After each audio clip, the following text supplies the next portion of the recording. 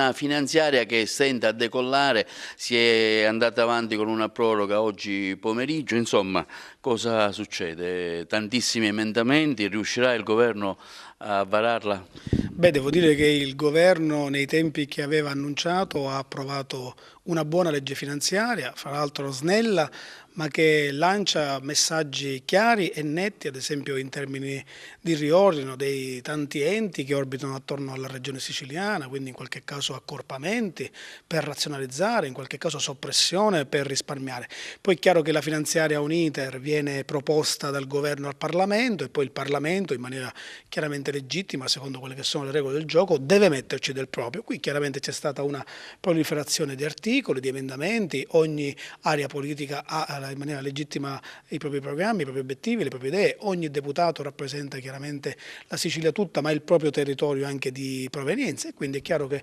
si è vista, questa norma finanziaria si è vista gonfiare, arricchire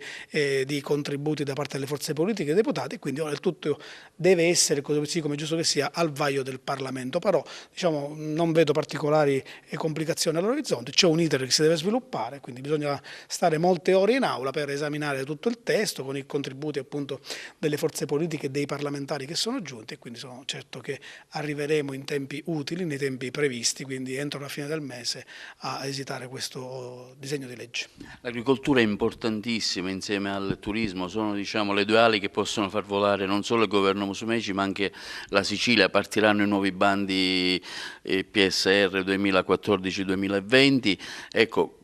lei fattivamente quale sarà diciamo, l'indirizzo che darà all'agricoltura siciliana? Sì, non vi è dubbio, diceva molto bene, agricoltura e turismo non possono non essere i pilastri del nostro modello di sviluppo. Per quanto riguarda l'agricoltura, nonostante lavoriamo con il PSR che è extrafinanziaria, anche in finanziaria abbiamo visto delle misure di sostegno agli agricoltori, ma un grande tema è quello che stiamo affrontando, che è la rimodulazione del PSR. Un PSR, dobbiamo dire, in buona parte è spesa, ma il tema che ci appassiona non è la quantità della spesa che è stata svolta, ma la qualità della spesa. Allora stiamo lavorando attorno al tema della qualità della spesa per proporre